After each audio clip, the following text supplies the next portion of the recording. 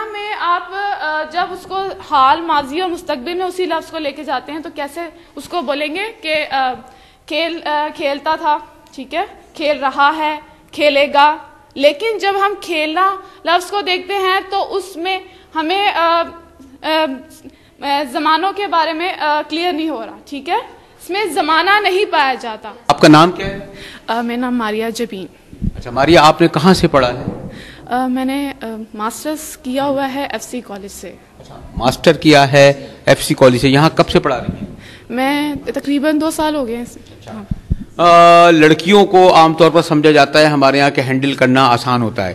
آپ جو لڑکوں کو پڑھاتی ہیں، اور ہمارے یہاں یہ بھی تصور ہے کہ عام طور پر یعنی کوئی یہاں کے نہیں بلکہ ہر جگہ کے بچے بڑے شریر ہوتے ہیں، تو آپ کس طرح ہینڈل کرتی ہیں؟ میں آپ کے ہاتھ میں کوئی بینت اور یا کوئی چھڑی بھی نہیں دیکھ رہا.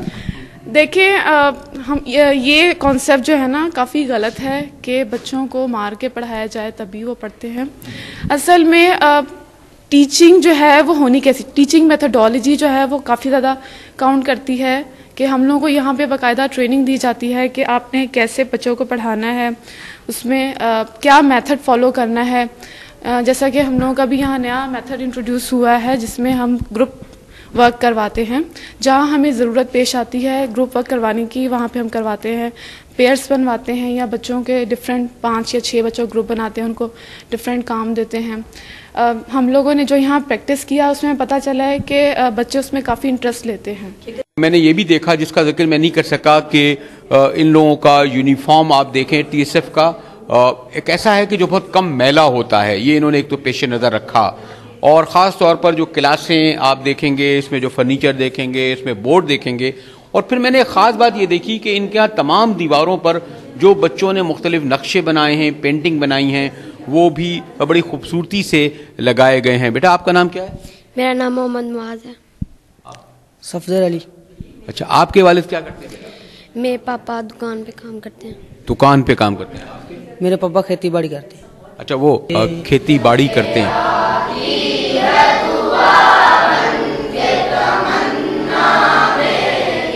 زندگی شمع کی صورت ہو خدایا میری، زندگی شمع کی صورت ہو خدایا میری. جیسا کہ میں نے آپ کو ابتدا میں کہا تھا کہ بھانگلی میں کرنل صاحب بتا رہے تھے کہ کوئی ان کے 7-8 اسکول کام کر رہے ہیں، اور سٹیزن فاؤنڈیشن کا جو خاص کام میں نے دیکھا سندھ میں بھی اور یہاں لاہور میں بھی، اور میرا ارادہ ہے کہ آگے چل کر کوٹ ادو میں، مظفر گڑھ میں، بھاولپور میں بھی جا کے ان اسکولوں کو دیکھوں.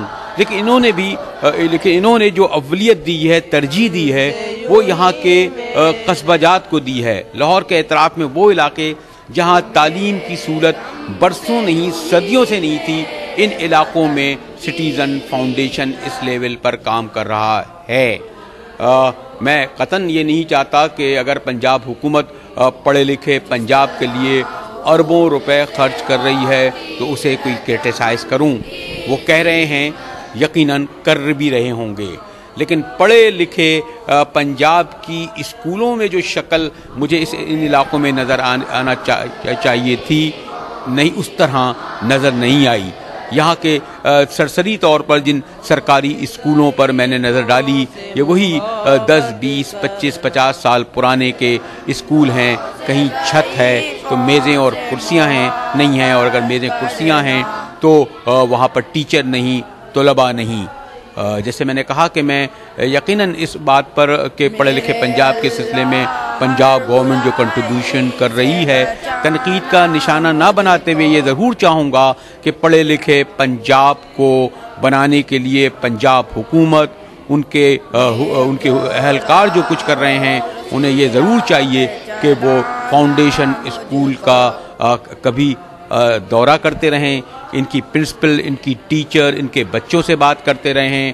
اس سے انہیں اندازہ ہوگا کہ وہ لوگ جو انفرادی طور پر اپنی محنت سے ایسے لوگوں کو جمع کرتے ہیں جو یہاں اس طرح اس ایجوکیشن میں انویسٹ کر رہے ہیں، ان سے وہ کیا کچھ سیکھ سکتے ہیں. یہاں سے رخصت ہوتے ہوئے لاہور سے یقیناً یہ جو ہمارے پروگراموں کا سلسلہ ایجوکیشن کے حوالے سے جاری رہے گا. اور میں آپ کو یہ بھی بتا چلوں کہ ٹھیک ہے سٹیزن فاؤنڈیشن تو بہت بڑے پیمانے پر کر رہی ہے، لیکن الحمدللہ یہ ایک بڑی خوشائن بات ہے کہ اب پاکستان میں تعلیم اور ہیلتھ کے شعبے میں وہ لوگ جن کے پاس ماشاءاللہ خاص طور پر جو گلبرگ یا ڈیفینس یا کلفٹن میں رہتے ہوں یا جو مالی طور پر بڑے آسودہ حال ہوں، یہ تصور ہوتا تھا کہ یہ سوسائٹی میں ان کا کوئی رول نہیں ہے، یہ کچھ کنٹریبیوٹ نہیں کرنا چاہتے، لیکن اندازہ ہوتا ہے ان جیسے اسکولوں کو دیکھ کر اور بہت سارے اسکولوں کو دیکھ کر کہ نہیں، پاکستان میں سول سوسائٹی، پاکستان میں وہ لوگ جن کے بارے میں ہمارا یہ خیال ہے کہ وہ اس طرح کا کوئی رول ادا نہیں کرتے، اب اس طرف بتدریج آ رہے ہیں. تعلیم کے ذریعے یہ خاموش انقلاب جو ہمیں ان ایریا میں نظر آ رہا ہے، یقیناً آنے والے برسوں میں وہ پاکستان میں تبدیلی کا ایک بہت بڑا پیش خیمہ ثابت ہوگا.